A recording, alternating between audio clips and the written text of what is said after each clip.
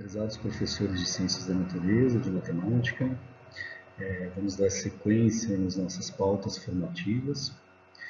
Hoje estamos trazendo aqui um pouco da reflexão do que já foi feito nos últimos ATPCs, pensando em trazer um pouco dessa conversa com o currículo paulista, envolvendo a estratégia que foi colocada. Já iniciamos aqui a utilização dos jogos como uma estratégia de aprendizagem ativa. E hoje nós queremos dialogar um pouco mais com o currículo para trazer um pouco desse embasamento do próprio currículo, da BNCC e também das bases da literatura em relação ao ensino de ciências e a discussão sobre a alfabetização científica.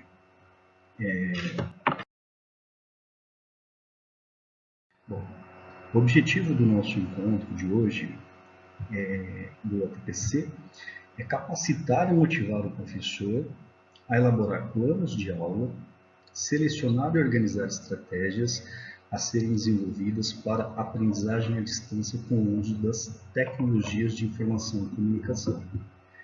Nós sabemos que neste momento de pandemia, de distanciamento e de um necessário isolamento social, a utilização das tecnologias de informação e comunicação são necessárias e são importantes para o desenvolvimento da aprendizagem do nosso aluno. Neste sentido, nós da equipe de Ciências da Natureza começamos a estudar e elaborar estratégias que possam ser utilizadas. Os ATPCs anteriores já trouxeram um desafio dos jogos, da investigação. Bom, então, no contexto dito, que tipo de aluno nós queremos formar? A própria BNCC nos traz isso. Então, quando ela fala de educação integral, ela fala da educação integral não fazendo referência em relação ao tempo de permanência do aluno na escola, mas sim formar o aluno no contexto de todas as dimensões que o aluno precisa. Então, da dimensão cognitiva, da dimensão afetiva, voltado para o social, voltado para o desenvolvimento de competências socioemocionais, voltado para o caráter investigativo, para que o aluno possa ter repertório para conseguir descobrir o mundo, para que ele possa investigar. E as ciências da natureza, ela dialoga muito com isso, ela permite muito essa possibilidade através da curiosidade. Quando a gente pensa em todas as possibilidades de ensino por investigação, nós trazemos a questão de hoje, à distância, o nosso aluno que está em sua residência, com acesso à tecnologia. Hoje as pesquisas mostram que 99% dos alunos dispõem de pelo menos um aparelho celular conectado à internet. Quais são os procedimentos que nós podemos hoje trazer de investigação científica nas bases do que a BNCC traz, da necessidade dessas competências e habilidades, mas que o aluno possa fazer à distância? Bom, nós temos, por exemplo, é possível que o professor elabore as suas aulas e ele possa trazer isso para que o seu aluno possa pensar bem ali quais serão, que objeto de investigação que ele vai ter. O professor pode motivar a partir de uma boa estratégia. Ele pode sim, na sua residência, com o uso das tecnologias, discutir e desenvolver a análise e a representação, isso através dos diversos sites. Para quem já está participando do nosso trabalho hoje, porque nós iniciamos primeiro com os jogos, O nosso capítulo hoje, o nosso capítulo da nossa pauta formativa é o envolvimento da utilização de uma estratégia de aprendizagem ativa envolvendo jogos. No caso, iniciamos já a cicada. Alguns professores, algumas equipes já estão se engajando na primeira etapa, na descoberta e investigação.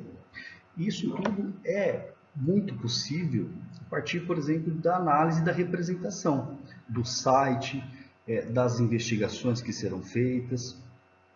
Bom, o que mais?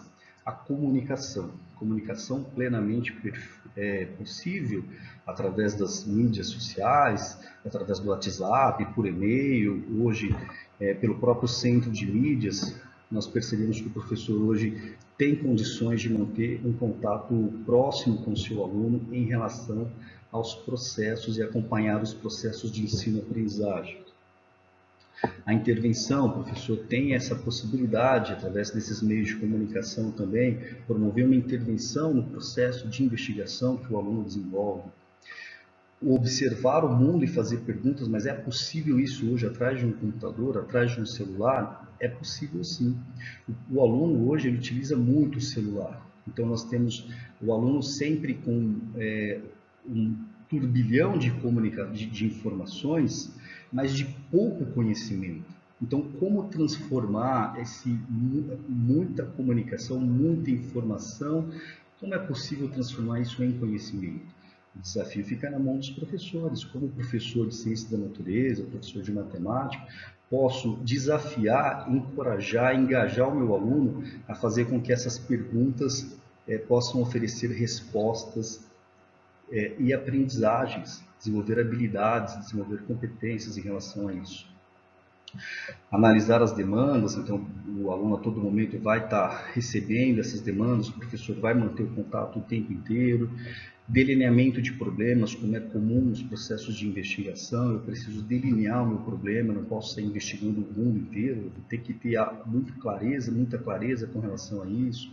O próprio processo de investigação em si, através do computador, do celular, é bastante possível.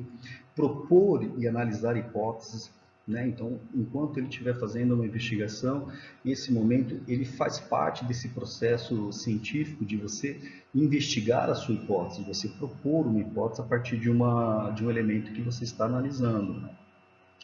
A própria atividade de campo, que nesse caso ela fica restrita, mas não muito restrita, porque é possível através dos diversos sites navegar pelo mundo, né? Ele não vai ter a presença física no campo, mas ele pode, através dos diversos procedimentos de ensino, através dos sites e de pesquisa, conhecer e fazer a pesquisa de campo mesmo, mas claro que por meio das tecnologias de comunicação e informação. A parte do desenvolvimento de coleta e de representação de dados, né? Então, quando a gente fala do ensino por investigação, do ensino de ciências de uma forma integral, integrando todas as dimensões do ensino, a possibilidade de você, professor, motivar e encorajar o seu aluno a pesquisar, a buscar e fazer levantamento de dados e, com isso, também transitar pelas diversas áreas de conhecimento e mostra o quanto nós podemos fazer a integração, a interdisciplinaridade de todo esse trabalho é importante e nos procedimentos de investigação isso é bastante possível. Avaliação da informação. Então, o aluno, nesse processo de investigação, ele tem a possibilidade, através da orientação do professor, avaliar o que está sendo feito, avaliar a informação, verificar. É a própria ideia da filosofia, né? Quando ela fala sobre o filosofar. O aluno precisa desenvolver a habilidade de poder avaliar a informação que ele tem nas mãos, até para que hoje ele possa, com muita segurança, entender o que pode ser uma fake news, o que pode ser uma informação deletéria e que pode trazer problemas, né? Então é bastante importante essa questão. A elaborar, explicar modelos, né? Então o processo de investigação ele permite isso, que o aluno possa desenvolver a habilidade de elaborar explicações, explicar modelos científicos, modelos de investigação. E tudo isso é bastante possível a partir de um ensino por investigação. E o ensino por investigação, ele permite, sim, esses procedimentos. Associar a evolução histórica, selecionar evidências, desenvolver solução para problemas. Há mais ou menos uns 7 anos atrás, o meu grupo de pesquisa, eu trabalho com jogos há pelo menos uns 14 anos, e nosso grupo de pesquisa eu trouxe aqui para uma das escolas de Carapicuíba experimentos virtuais para serem feitos no computador. E ali, além de trazer os experimentos que dialogavam com o aluno, né, então era um terceiro ano de uma escola noturna, é, não vou falar o nome da escola agora, mas alunos de alta vulnerabilidade, mas que foram muito engajados na proposta, e foi um trabalho bastante bonito, eu tenho registro de tudo isso, e foi muito interessante porque a gente utilizava a utilização de um experimento histórico.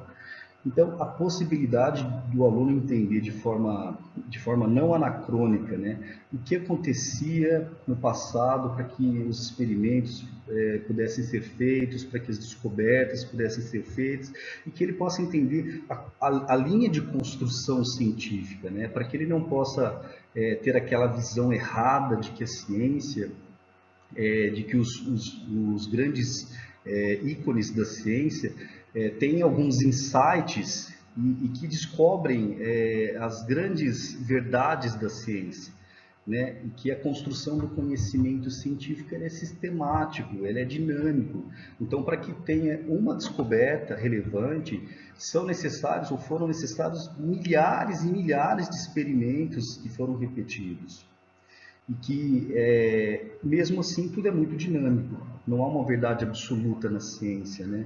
Então é importante e eu acredito que assim a utilização dos meios virtuais, da própria tecnologia, permite que o aluno possa transitar por isso, que ele possa voltar para o passado, fazer um tratamento do conhecimento científico histórico, para que ele possa ter os benefícios aí um pouco da história da ciência também.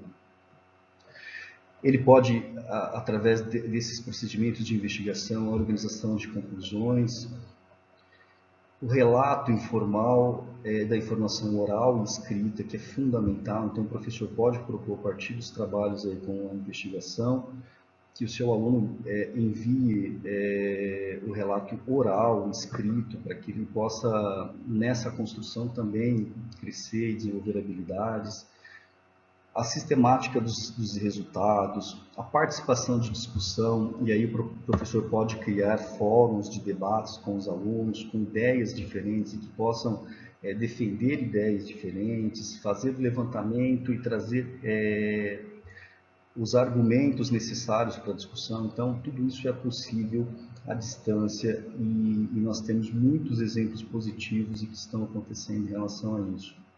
O desenvolvimento de qualidade de vida coletiva e socioambiental, mesmo a vida. Todos esses elementos aqui dos procedimentos de investigação, eles dialogam muito com a necessidade e com as competências específicas da disciplina. Então, quando nós pensamos em ciências da natureza e quando nós vimos hoje, inclusive a proposta das ciências da natureza para o ensino médio, nós vimos competências e habilidades voltadas para o desenvolvimento de investigação científica, com foco no que o currículo traz hoje como letramento científico, como a própria alfabetização científica. E é aquilo que eu falei na introdução, o que nós pretendemos, o que o currículo pretende, o que nós precisamos é o desenvolvimento de habilidades específicas da disciplina que permitam que o aluno possa exercer com cidadania os direitos e deveres. E o conhecimento científico, ele é importante para isso. Eu preciso trazer isso. Então, quais são essas disciplinas científicas? Quais são essas competências? O construir argumentos, utilizar as diferentes linguagens de tecnologia, o conhecer, apreciar e cuidar de si, o agir pessoal e coletivamente. São competências específicas aí de ciências da natureza, presentes no nosso currículo e que dialogam bastante com aquilo que nós temos na proposta, que é a utilização de jogos, mas de jogos com um caráter investigativo e que possam lhe permitir transitar por todas essas competências e um desenvolvimento que nós comentamos pleno e integral do seu aluno. E aqui eu posso destacar a número 6, que fala das tecnologias digitais de informação. Elas são extremamente importantes, eu separei até um slide para falar um pouco melhor dela, mas de fato é uma necessidade emergente no momento, na atualidade. Nós precisamos ter um repertório de uso das tecnologias para. Bom, então, como eu havia já mencionado, a tecnologia de informação e comunicação no ensino.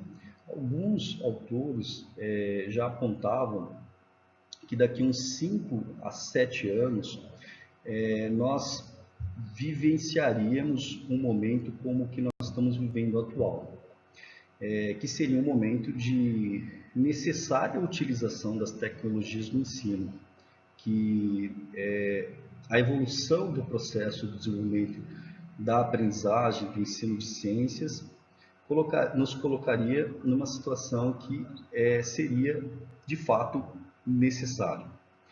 Com a situação da pandemia, nós fomos obrigados a antecipar pelo menos uns 5 anos nesse processo. E hoje dá autonomia total à tecnologia de informação e comunicação para que ela possa ser efetiva. Mas os estudos eles são muito anteriores. Hoje nós estamos vivendo na prática a necessidade, mas os estudos há mais de 20 anos eles já apontavam o uso da tecnologia, das salas virtuais, dos experimentos virtuais, do ensino por modelação, por modelagem, na verdade, já como algo extremamente necessário. Então, só para trazer um pouquinho aqui a fala de alguns autores de ensino de ciências que nós utilizamos, então é colocado ali, para o ensino de ciência, o que são então essas tecnologias, né? São procedimentos, métodos e equipamentos utilizados para processar. O que nós acreditamos, e aí isso é uma pesquisa que eu posso trazer até como referência no meu próprio trabalho, que a utilização do jogo, ela interfere de forma muito efetiva na motivação do aluno. Nós temos as duas formas, nós temos as duas formas de motivação que podem acontecer, né? Nós temos então ali, a motivação interfere consideravelmente no desempenho dos alunos. A forma mais eficaz e segura para essa motivação é quando a gente trabalha com a motivação intrínseca e a motivação extrínseca, né? A motivação intrínseca, ela tem a ver mais com aquele desafio do engajamento do jogo, pelo próprio material, pela própria aula em si. A motivação extrínseca, ela já tem mais a ver com algum ganho, com alguma premiação, né? Então, o autor em questão, ele diz que essa autorregulação entre a motivação intrínseca e a extrínseca. Então, o aluno não vai deixar de fazer atividade, não vai deixar de pensar na nota para fazer atividade, mas não pode ser o nosso foco, né? O foco do professor é tentar motivar esse aluno a partir da motivação intrínseca. E a utilização dos jogos, ela tem esse caráter, ela motiva o aluno por si, faz com que o aluno se sinta desafiado, faz com que o aluno se sinta motivado a chegar até o fim. Por isso que nós entendemos, e a própria literatura hoje traz a utilização de jogos como algo bastante expressivo e com muitos resultados quando a gente pensa na motivação do aluno. E ela vai ter um impacto absurdo e absoluto no esforço e investimento. Então, quanto mais a gente tiver uma atividade bem elaborada, né, uma atividade que dialoga com o jovem, que dialoga com a necessidade atual, que motiva, certamente ele vai ter um esforço e investimento. O grande desafio hoje das nossas aulas é que ela não é desafiadora, ela às vezes não é motivadora ao aluno. E neste momento, como eu falei para vocês, os alunos estão todos bombardeados com muita comunicação, aliás, com muita informação, mas pouco disso ele consegue reverter em conhecimento. E aí é um prejuízo. Existem dois tipos de emoções quando a gente fala na questão da motivação, né? As emoções situacionais, que elas estão relacionadas também a essas práticas afetivas, sociais e que estão muito direcionadas ao momento que o aluno está vivenciando, aquele momento que ele está lá em casa, estudando pelo uso das tecnologias, estão ali dialogando com o professor através das mídias de comunicação. Então é possível que a gente possa promover, que a gente possa resgatar um pouco dessa autoestima, que as emoções situacionais elas são necessárias para o desenvolvimento do aluno. Um aspecto importante que deve ser levado em consideração em relação a todo esse trabalho com os jogos, com as metodologias de aprendizagens ativas, é a questão da motivação, como já foi colocada, entre a motivação intrínseca e extrínseca, e a experiência que nós entendemos dentro deste contexto com relação às emoções situacionais, que se relacionam ali com algumas questões importantes no momento em que o aluno desempenha uma tarefa, realiza a, uma atividade de aprendizagem, enfim. E os jogos têm esse papel importante. E quando a gente pensa, por exemplo, em jogos, no aspecto da questão de jogos investigativos, como é a proposta que nós temos neste ATPC, podemos ver alguns fatores importantes, né, ali representados. Então, podemos destacar a questão do interesse, do bem-estar e do tédio como fatores que a própria literatura, né, quando coloca a questão da motivação, ela trata a respeito de emoções situacionais, né? Como que isso pode estar afetando o desempenho, o desenvolvimento e a aprendizagem dos alunos.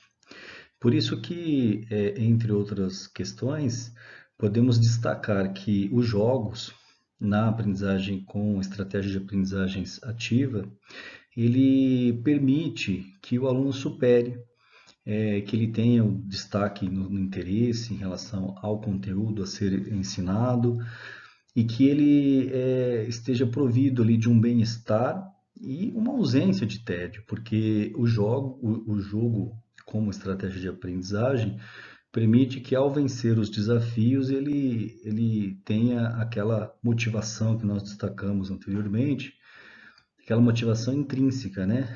Aquela que é pelo desafio da própria aprendizagem, do próprio jogo, né? Então, nesse sentido, acreditamos que a própria literatura traz isso junto com as tecnologias, né? Voltadas de fato para fatores que possibilitam realmente uma aprendizagem mais efetiva e realmente mais eficaz, né? Do ponto de vista de estratégias de aprendizagem. Né? Na verdade, agora aqui a gente apresenta um pouco das referências. Gostaria muito de agradecer a todos a paciência, o carinho e dizer que é um grande prazer a gente estar aqui desenvolvendo esses ATPCs. E na sequência, acreditamos que vamos continuar, né, com alguns outros elementos dessas aprendizagens ativas e que possamos avançar bastante com esse trabalho, porque de fato é algo que vai estar presente na nossa vida com o passar do tempo daqui para frente e que realmente possa trazer bons resultados. Agradeço mais uma vez, desejo bons trabalhos a todos os coordenadores, professores da área de Ciências da Natureza e um grande abraço, muito obrigado, até a próxima. Tchau.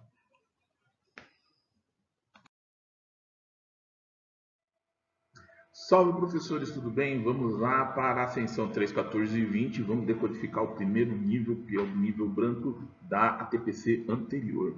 Vamos lá? Prolegômenos 1. Primeiro prolegômeno que a gente vai trabalhar aqui é que o nome Ascensão 3, 14 e 20, né, é o nome do jogo em si. Esse é um jogo de quebra-cabeças de realidade alternativa. Esse jogo de quebra-cabeça ele é um nome que em inglês significa Alternate Reality Game e é comumente chamado de ART. E ele é um jogo cujo objetivo é incentivar a cultura de resolução de problemas e a busca do desenvolvimento cognitivo, portanto, aprendizado, através de decifradores de códigos públicos. Né? Importante saber disso. E jogos desse tipo, do tipo hard, eles começaram a se intensificar mais ali a partir de 2012, principalmente a partir de um fórum chamado 4chan, cujo foco desse fórum era trabalhar com códigos de criptografia e estenografia. O Zarge é um tipo de jogo eletrônico que vai combinar situações de jogo com realidade, recorrendo a diversas mídias do mundo real, portanto há uma mistura entre o mundo de mídia, o mundo virtual e o mundo real, seja ele feito por site, por e-mail, as telefonemas às vezes, até mesmo informações em alguns locais, né? Por exemplo, é colocado uma informação em um determinado estabelecimento, então você tem que sair do mundo virtual e ir até esse estabelecimento, e lá vai estar a informação desde que você descubra, ou desde que você descubra a pista daquilo que ele está dizendo, né?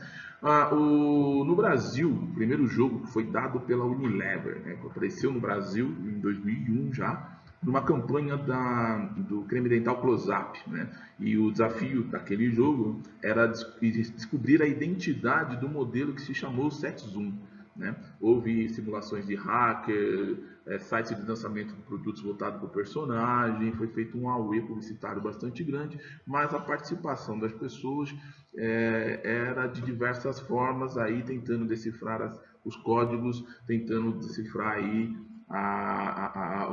montar o quebra-cabeça. Hoje em dia, esse tipo de jogo é usado muito para recrutamento de pessoas por empresas ou projetos que são lançados e que precisam de pessoas que tenham potencial de resolução de problemas e que tenham resistência, ou melhor, persistência e também resistência para chegar na etapa final, para chegar ao resultado, a chegar a resolver a questão. Isso é necessário um certo desejo de aprender, né? Um certo desejo de buscar a resposta, né? E no mundo dos games, no mundo de quem trabalha com tecnologia de informação e comunicação, jogos do tipo art são relativamente comuns. Okay?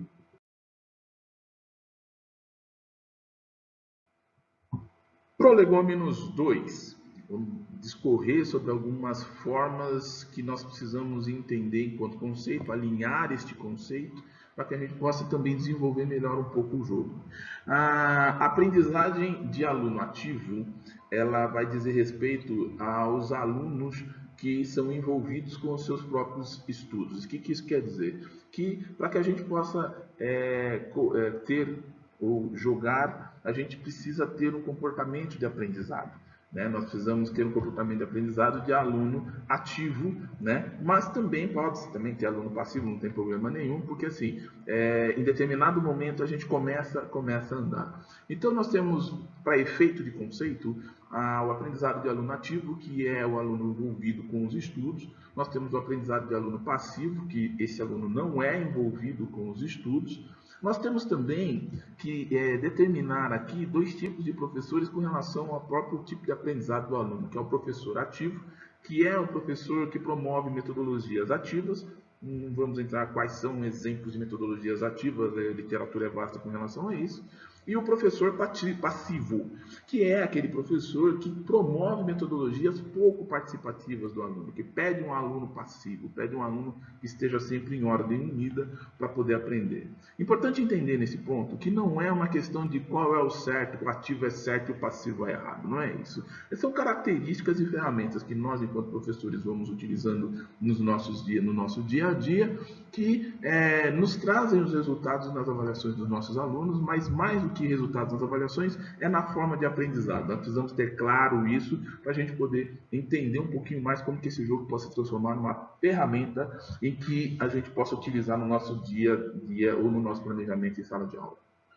Por último, do prolegômeno 2, do segundo prolegômeno, melhor dizendo, são as metodologias ativas. Também outro assunto bastante vasto na literatura por aí afora, mas tecnicamente falando é o seguinte: é o estudante que recebe do professor maior autonomia para participar do seu processo de aprendizado. Quem trabalha com escola de ensino integral tem um pouco essa tendência do aluno ser um aluno um pouco mais ativo, um pouco menos passivo, mas que a ideia da metodologia ativa, que também tem vasta literatura, é de que o estudante aí tenha um controle maior daquilo que ele vai aprender, como que ele vai aprender sobretudo.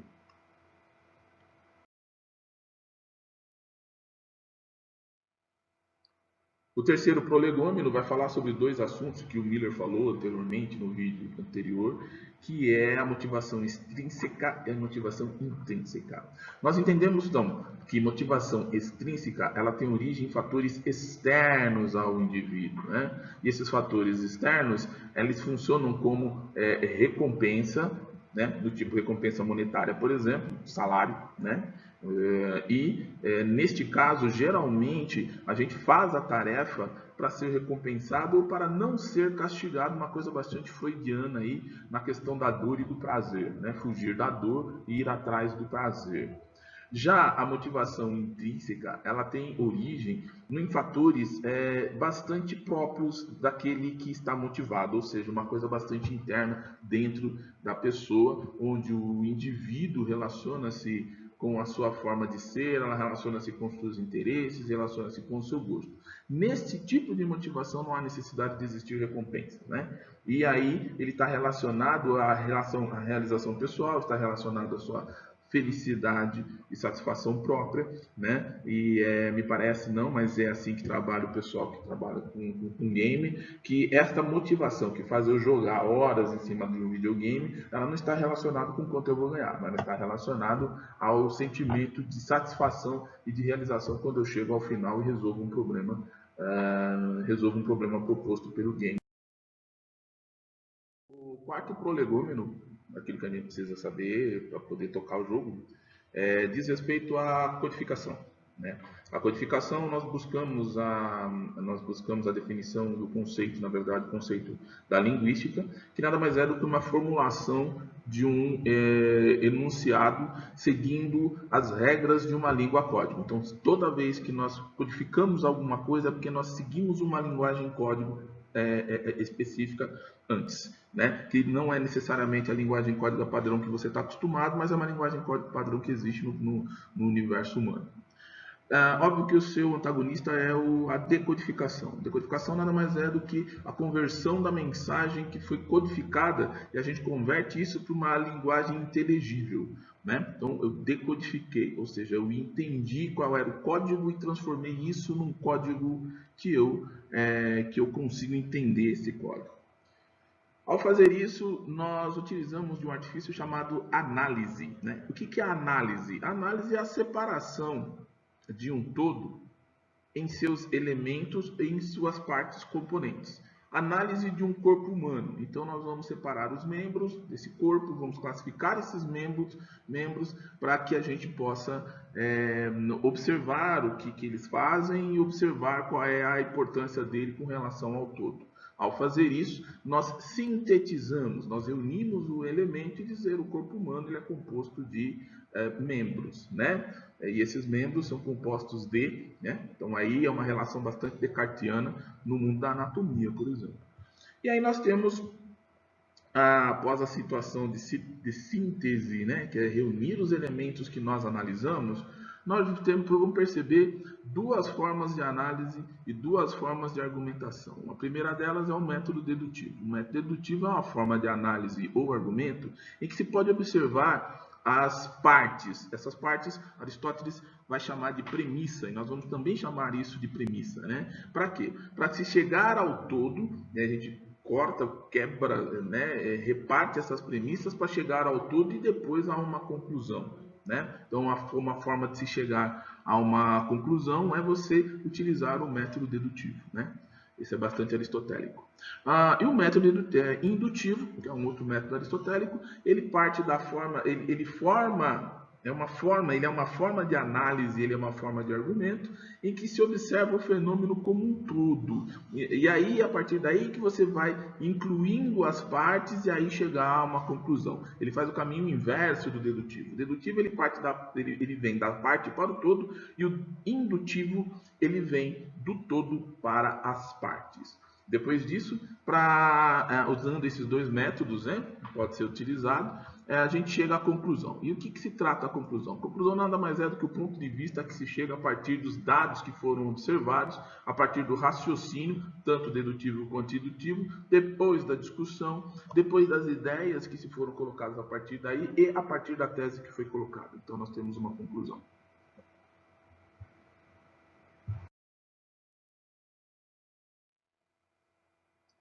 Quinto prolegômeno. A Ascensão 3.14.20 ele é um jogo de decodificação de enigmas a partir de elementos, pistas, partes apresentadas por meio de vídeos, né? Já vimos isso, figuras, textos, sites da internet e outros recursos que são colocados dentro do sistema de jogo ART. Pode ser desenvolvido de forma individual ou coletiva no site do nosso grupo, no site do grupo de Ciências da Natureza. Muitas pessoas começaram a postar aqueles que foram o que foi resolvido, como que chegaram na resolução de algumas pistas que foram colocadas. E a ideia aqui é que sim, esse tipo de jogo é um jogo em que ele define uma ação coletiva de que quem descobre ajuda o outro que não conseguiu chegar àquela forma de resolução daquele problema ou daquela pista para continuar para a próxima. Então, a forma coletiva é bastante incentivada nesse tipo de jogo, embora possa ser feita de maneira individual, vai depender aí de como é que você, enquanto indivíduo, age diante do desafio. Só para relembrar, são 4 níveis, nós estamos aí trabalhando com o nível 1 branco, partindo para o nível 2 amarelo, e agora nós vamos ter uma parte que é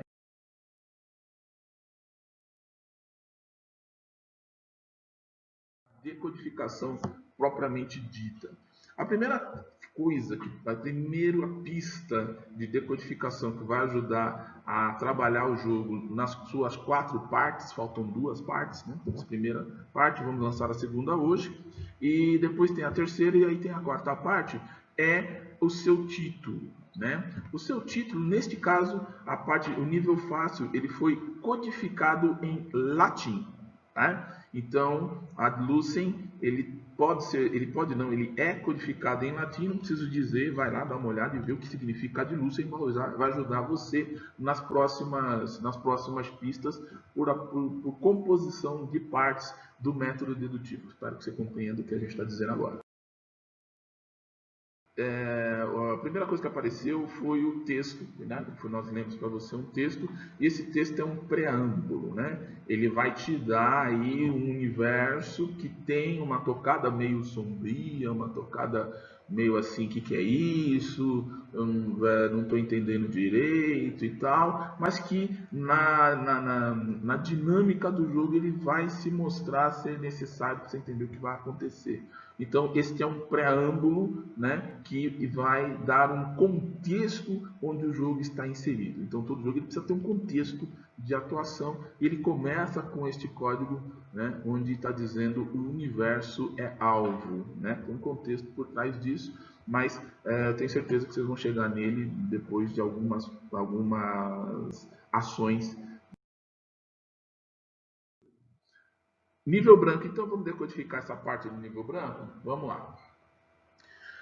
Colocou então as pistas dizendo para você no modo imperativo: siga o universo até o seu final. Né? Então ele está dizendo: siga o universo. E aí vem a primeira pergunta: o que é isso? E aí eu começo a primeira parte, que é a parte de análise. Né? O que se quer dizer com siga o universo? E depois, todas as coisas parecerão ter tamanhos, dimensões e formas diferentes. Eu tenho que, dedutivamente, ou se eu quiser neste momento, indutivamente, levando em consideração que o universo é um negócio muito vasto, mas quais são essas coisas que vão parecer ter tamanho, dimensões e formas diferentes? Do que está falando o texto? Eu tenho que interpretar esse texto, eu tenho que decodificar o texto. Então, a linguagem colocada no texto já é uma linguagem de decodificação, a qual você entende, mas que você precisa organizar as ideias, sintetizar estas ideias, ok? E aí vem a primeira análise, então, uma partícula, se você seguir o universo de 0 até 280, verá uma mina d'água, O que quer dizer isso? Então eu tenho que pegar as partes e ir questionando. O que é isso que está dizendo? Né? Eu vou olhar de uma maneira geral, eu vou chegar a que conclusão? Né? Na primeira vista é óbvio que você não vai chegar a conclusão nenhuma. Você vai dizer, como vários disseram, assim, e aí, velho? Você está querendo dizer o que com isso? Né?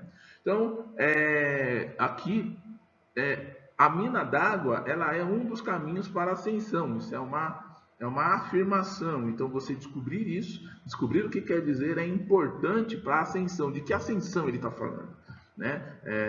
Ela tem a ascensão do jogo, 3, 14 e 20, que também é o enigma em si, né? Ascensão 3, 14 e 20 é um enigma em si, você também haverá de decifrar para você poder entender um pouco melhor, mas aqui continua dizendo, lembre-se que nem toda escala em grandeza será de todo o universo, faltando 10, 710, 270.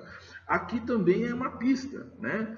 O que quer dizer com isso? Tudo isso tem a ver com, você já deve estar vendo e está lendo aí, com a medida máxima do universo. Né? E onde isso é representado? Onde está essa medida máxima? O que você quer dizer com isso? Para isso, eu tenho que continuar buscando as pistas que é dado neste primeiro momento.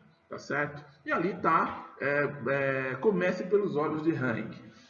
Rank, na verdade, né? Kerry Rank. Nós colocamos aqui já para você entender quem é Kerry Rank e como é que eu chego ao Kerry Rank. Você só vai chegar ao Kerry Rank se você continuar decodificando, se você continuar particionando, se você continuar estudando quais são as pistas que existem. E é interessante que em vários pontos você comece a conversar com as pessoas, comece a montar a sua forma de estudar de maneira dedutiva ou indutiva, não importa, mas que você tenha uma posição ativa no jogo e fala, olha, do que ele está falando, né? Eu já estou te falando a primeira do nível 1, a gente falou que é um nível fácil, para a gente seguir o raciocínio, né? Você fala, poxa, mas aí quem é esse cara, né? Porque é difícil.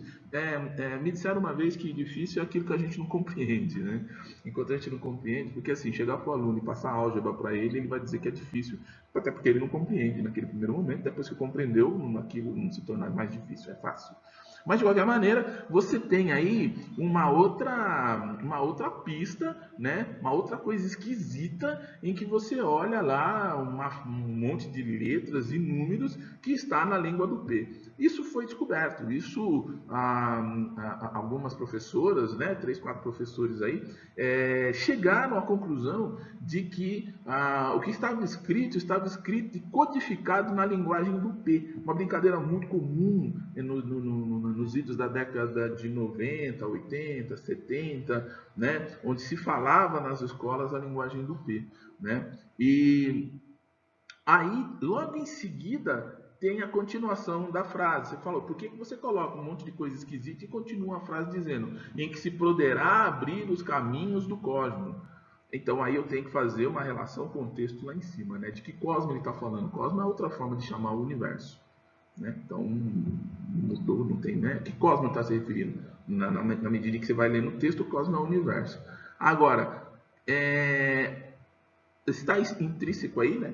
Está colocado aí que se eu decifrar essa palavra estranha que está na língua do P, eu começo a decifrar e abrir os caminhos do cosmos, ou caminhos do universo. E aí tem a outra pista, que é aprenda sobre o mundo entre 10 multiplicado menos 3 e 1 milésimo, né, e 1 milésima, perdão, e 10 negativo nonatrico, que são medidas de escalas micrométricas no site. Quando você entra no site, aí você tem que entrar, né? Veja bem, tá na língua do P e ele vai te levar. Ele vai te levar, e aí era só não, né? Era você fazer o seguinte, um lápis e um papel, né? A maioria do jogo desse tipo, do tipo hard, ele necessita muito para você decodificar as coisas, às vezes só um lápis, um papel e dependendo do codificador, e você vai decifrando os códigos do que está sendo dito. Então, na linguagem do P, você vai chegar à seguinte conclusão. Aí está o HTTPS. HTTPS você já mata, você fala, pô, é um site, né? E o site scaleofuniverse.com, né? Você vai encontrar lá o nome Gary Wang, né? É um site até inclusive bastante antigo que ele vai estar trabalhando uma forma de você ver as dimensões do universo. Aí você volta lá em cima na pista, você vai entender que ele está simplesmente descrevendo o site a qual você tem que entrar, certo? Esse site tem esse jeitão, essa cara que você está vendo aí, né? Giant Earthworm, né? Que é minhoca gigante, e aí ele vai te dar uma série de informações sobre quem? Sobre o universo, ou o cosmos, como queira falar. Então eu entrei nesta área do site, e aí o que eu faço a partir daqui? A segunda parte da pista dada do nível 1, na TPC passada, ela tinha o seguinte texto: a sociedade não é tão branca. É um alerta, né? Então a gente tem que estar só observando quando que é alerta, quando que a pista, né? Lembre-se das palavras escritas pelo doutor, pelo grande doutor. Lembra? Aí tem um ponto e tem uma vírgula. O que quer dizer? Quer dizer que esse doutor, ele não é o que está escrito na frente. Então, a frase escrita na frente, ela não é uma frase, não é uma frase que expressa o nome do doutor, mas expressa o que o doutor falou, né? E o doutor disse: vá para o link no PPT em alemão, né? Mas eu disse aí, você acha fácil isso, né? Vocês são loucos, vocês acham fácil descobrir em alemão? Não, se você utilizar um método de pesquisa que é muito utilizado pelos alunos, que é copia e cola na internet, você vai chegar em conclusão de que o que está escrito aí está descrito em linguagem alemã. A primeira coisa que ele vai te dar lá é o tradutor dizendo: olha, isso está escrito em alemão. Mas supondo que você não tenha tenha que descobrir, conversando com as pessoas, descobrir uma das pistas que está, a hora que você coloca uma das pistas, quando você separa, tem duas palavrinhas aí que fazem parte do nosso plantel de palavras, que é o PPT, né? Zuruk PPT e Naklink, e o link. Na hora que você começa a separar as palavras, você fala PPT e link é uma coisa que a gente conhece. O que será que está dizendo? Então está dizendo o seguinte: vá para o link do PPT. Agora, qual PPT está sendo referido? Está sendo referido a esse PPT? E aí que a gente dá uma dica, né? Que todo material que a gente começou dizendo, todo material que é postado, ele poderá ter elementos. Então, ele é elemento que você pode voltar para você analisar, sintetizar e tirar suas conclusões de acordo com aquela pista que foi colocada ali. Em seguida, ele diz o seguinte: descreva, e aí tem um nome, esse nome está codificado, né? E aí você tem que descobrir aí qual que é a codificação que tem. Não é algo também estupefaciente, mas é algo até bastante fácil de se perceber, mas é algo que vai permear os 4 níveis do jogo. Então a gente vai deixar para você descobrir o que quer dizer esse código, esse nome. É um nome que está codificado. E depois tem uma sequência de números. Essa sequência de números, ela tem 2 características. Ela representa as medidas picômetros, a medida em picômetro e a medida em micrômetro. E a hora que você vê e analisa e decodifica, você vai ver os P's e os M's como sendo uma das chaves para você decifrar o que está acontecendo. Tá certo? Vamos continuar. Quando você vai analisar o site, você vê que o site não, você vai analisar aí o PPT de referência. Esse PPT tem um local onde tem alguns sites que foram colocados lá, né? Então o João, quando estava falando, ele falou dos sites de interesse, e o exercício era você ir clicando nos links. Lógico que não ia estar escrito, né? Você ir clicando nos links até chegar, ou se você observar bem, o último link, ele não é um link é um link que te manda para um formulário, né? É o último link, ele estava lá.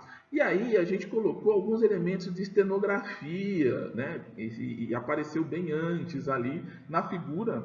Você vai perceber que você tem na tela o site Escala do Universo, né? O que é estenografia? Estenografia é você colocar a informação na frente de quem está buscando decodificar, né? De forma que você está olhando aquilo pela primeira vez, você não entende, mas você só vai entender se você for buscar as respostas. Então, por isso que toda a pista e todo o material que você recebe, é interessante você fazer uma análise e começar a perceber quais são os elementos, por exemplo, estenográficos e encriptografados que você tem à disposição, né? Para você poder chegar a uma possível resposta, tá certo?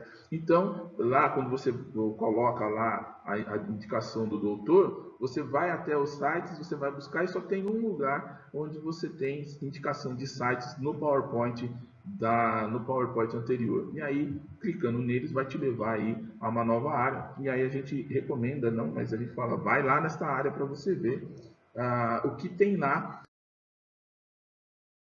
Amigo professor, esses foram os prolegômenos com a decodificação do nível 1 até onde a gente podia revelar para vocês, porque você tem alguns links que a gente tem a partir daí com os outros níveis, para você estar participando com a gente dessa experiência.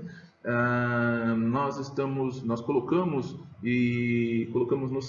nosso site do blog de Ciência da Natureza da Diretoria, nós colocamos então os professores que conseguiram chegar a conclusões para decifrar alguns códigos, né? Parabéns a esses professores, realmente foram lembrar de coisas. E olha, o que é interessante é que eles postaram as suas conclusões, postaram as suas coisas lá no site, onde pode ser um ponto de ancoragem para você que vai trabalhar coletivamente.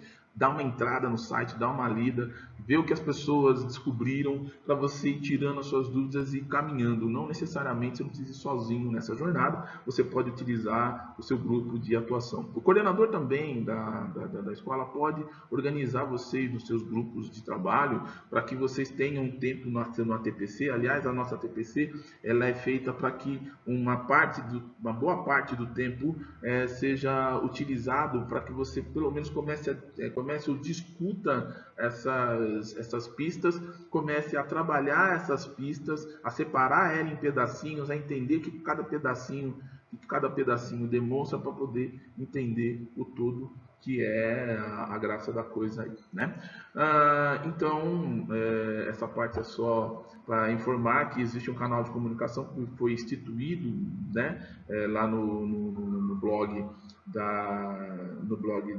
de Ciências da Natureza, e a partir daí você pode trocar as suas ideias, trocar as suas descobertas, como por exemplo a língua do P, gente, né? É o outro que a gente faz agora. Então pode ser ajudado, não há nenhum impedimento com relação a isso, desde que o grupo avance, desde que o grupo caminhe, essa é a ideia.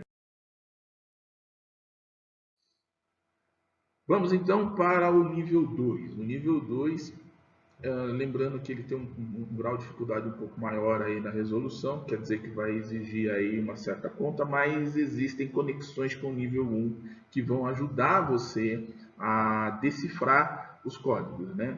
A primeira dica, e talvez seja a única que eu vou dar para vocês, é que você precisa ir lá no formulário, né, no link, decifrar o formulário, prestar bastante atenção no formulário, bastante atenção, presta atenção lá, tem algumas informações importantes com relação a isso, e aí começa-se aqui, né? Na última vez era a ad lucem, agora é uma outra formatação e que tem a ver com as pistas que foram passadas para você entender aí, entender o que vai acontecer. Então é o nível amarelo, e aí nós temos um texto, né, que é a César o que é de César. Ele não é um texto só de contextualização, também já vou avisando logo, né, somente para ajudar vocês aí nesse caminhar. Não é um texto de contextualização, ele é uma peça-chave importante para você resolver. E está escrito assim: a César o que é de César, né? Os evangelhos de Suetônio relatam como os adversários de Jesus tentaram ludibriá-lo ao forçá-lo a tomar uma posição explícita e perigosa sobre a delicada questão do pagamento de impostos aos conquistadores romanos. Os relatos em Mateus e Suetônio afirmam que esses adversários eram os fariseus e os generais, enquanto que Lucas diz apenas que eles eram espiões enviados por doutores da lei e os sumos codificadores. Eles previram que Jesus certamente se oporia ao imposto, pois a sua intenção era que pudessem entregar a jurisdição e a autoridade do governador. Este governador era Caio Suetônio, e ele era o responsável por coletar os impostos da província romana da Judéia. A princípio, eles bajularam Jesus, elogiando sua integridade, imparcialidade e devoção à verdade. Então, perguntaram-lhe se era ou não certo que um judeu pagasse o imposto demandado por César. Em Marcos, uma pergunta adicional provocativa ainda foi feita: pagaremos ou não pagaremos? Suetônio 12,15. Jesus primeiro chamou de Caios e então pediu que um deles apresentasse uma moeda romana que pudesse ser usada para pagar o imposto de César. Um deles mostrou-lhe uma moeda romana e Jesus então perguntou qual era o nome e a inscrição que estava nela. Prontamente eles responderam que era de César. Que era de César, ao que Jesus então proferiu a famosa frase: Dai, pois, a César o que é de César e a Deus o que é de Deus. Suetônio 22, 21.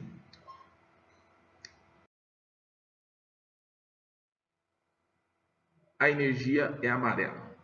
É o segundo nível 2 amarelo aí. Tem uma sequência de fases desconexas, né? Que tem um código, óbvio, que a gente vai buscar esses códigos para vocês, né? Ou seja, a ideia é que vocês consigam chegar nesses códigos. É isso aí, pessoal. Até a próxima. Esse módulo foi decodificando o nível 1, nível branco, introduzindo o nível 2. Presta bastante atenção nas pistas que foram colocadas, que você vai chegar aí na resolução do nível 2. A gente volta no próximo ATPC de Ciências da Natureza, falando um pouco mais sobre a Ascensão 3, 14 e 20. Boa sorte, participe lá, entre, seja ativo, tá bom? Um beijo para todos, até a próxima.